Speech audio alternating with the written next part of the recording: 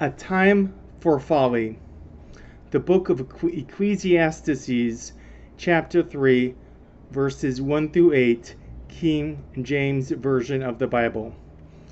To everything there is a season, and a time to every purpose under the heaven. A time to be born, and a time to die. A time to plant, and a time to pluck up that which is planted. A time to kill, and a time to heal. A time to break down, and a time to build up. A time to weep, and a time to laugh. A time to mourn, and a time to dance. A time to cast away stones, and a time to gather stones together. A time to embrace, and a time to refrain from embracing. A time to get, and a time to lose. A time to keep, and a time to cast away.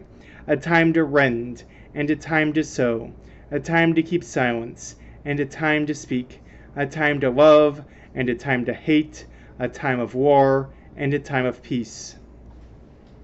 Many of you, particularly those of older generations, or those particularly obsessed with hippie culture, will recognize the above words, even if you do not know the origin in the King James Bible, as they were popularized by the song Turn, Turn, Turn by Pete Seeger in 1959, later adapted into a more popular folk rock cover by the Byrds with a Y in 1965. I recall well my first time encountering those words in print during my early study of the King James Bible as a teenager. I was raised Mormon, and I took scripture study and my religious duties more seriously than most. I enthusiastically and wholeheartedly studied, quote, wisdom, with a kind of zeal that could have only come from the naivete and inexperience of youth. The faith tradition I was raised in not only lacked the, quote, full truth that it claimed to possess, but is well known for its manipulative, deceptive, and harmful practices, especially in regards to racism, sexism, homophobia, and transphobia. Yet still, I tried. I gave it my all, everything I had and then some more. As a more mature, world-tested adult, I have vivid feelings of guilt and shame over how I conducted myself when I became an LDS missionary. I was assigned to preach the gospel in Venezuela under severe military-like conditions. I was for all practical purposes an agent of empire, of colonialism, of patriarchy, and most damning of all, I was good at it. A youth of study, of preparation, of self-denial, of self-deception, of zeal unbound by survival instinct. I was good at it in all the worst ways. I knocked on strangers' doors, politely asked them to upend their entire lives, their cultural identity, their family structures, all for the benefit of corrupt old men in suits. That I too was a victim of those corrupt old men in suits is some comfort, albeit small comfort, especially with the knowledge that many of my peers who were raised Mormon saw through the scam sooner than I did and never gave themselves so heartedly to its service. My name tag said Willow Shirtz, but rather than being a sage, I was a fool. Back to Ecclesiastes. What's notable about the entire book, and is less obvious in the short section of it in the song Turn, Turn, Turn, is how Buddhist in tone it is. The entire book is, according to tradition, King Solomon asking a lot of hard existential questions about human worth and having very few answers, largely coming to the conclusion that everything is vanity. In particular, I am attached to the phrasing used at the end of the chapter from verses 19 to 22. For what befalleth the sons of men befalleth beasts, even one thing befalleth them. As the one dieth, so dieth the other. Yea, they have all one breath, so that a man hath no preeminence above a beast. For all is vanity. All go unto one place. All are of the dust, and all turn to dust again. Who knoweth the spirit of man that goeth upward, and the spirit of the beast that goeth downward to the earth.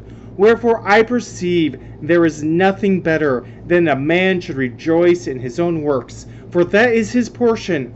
Who shall bring him to see what shall be after him? In our hearts, we all desire purpose.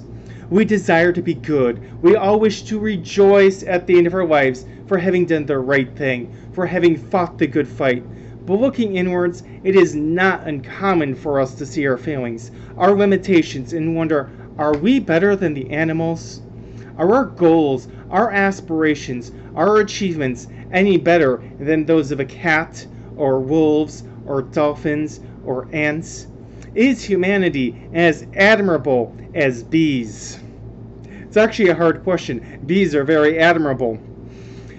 As stated in Ecclesiastes, the resolution to this struggle is to rejoice in one's own work. But what for those of us who have had chapters of our lives written where even by a progressive humanist lens we were doing work that we find wrong, harmful, or to use an archaic term, sinful? What for us, for those whom the pressures of adulthood has tainted our lives' work? My answer is as Solomon's. We rejoice. We rejoice in the good we have done. We rejoice in telling our stories, the good, the bad, the pride, the shame, to younger generations, that they may be able to build on our successes and strive to surpass our failures. We rejoice not in the praise given to those luminaries whose names resound throughout history, but instead as the nameless workers whose blood, sweat, and tears has contributed to a better future, albeit one built by hands sullied. In short, the antidote to this self-flagellation for not having been good enough, pure enough, is to embrace the folly of youth once again. Give our hearts, our minds, our bodies, our souls to a cause without hesitation, without reservation, knowing that on our own, our efforts won't be good enough, with the hopes that our bodies, battered and bloodied and tainted as they are, will be future fertile soil for future generations to grow a better future. I am middle-aged. I will never get my youth back. The things I did as a Mormon missionary haunt me and cannot be undone. I cannot rejoice in the wickedness I wrought back then, but I can rejoice in what my struggles with my own guilt have caused me to become, and the work I have accomplished since then to make both myself and this world better.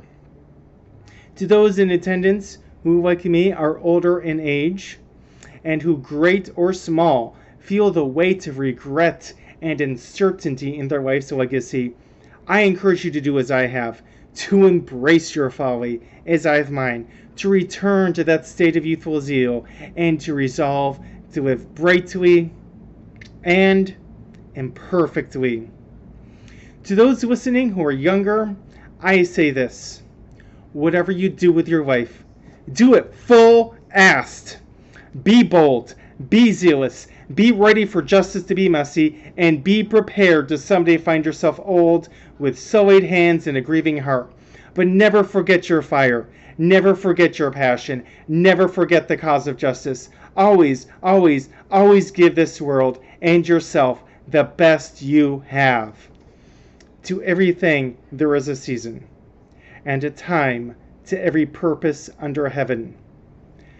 The time for foolishness in the name of righteousness, however you define that word, is always at every season of your life. Blessed be.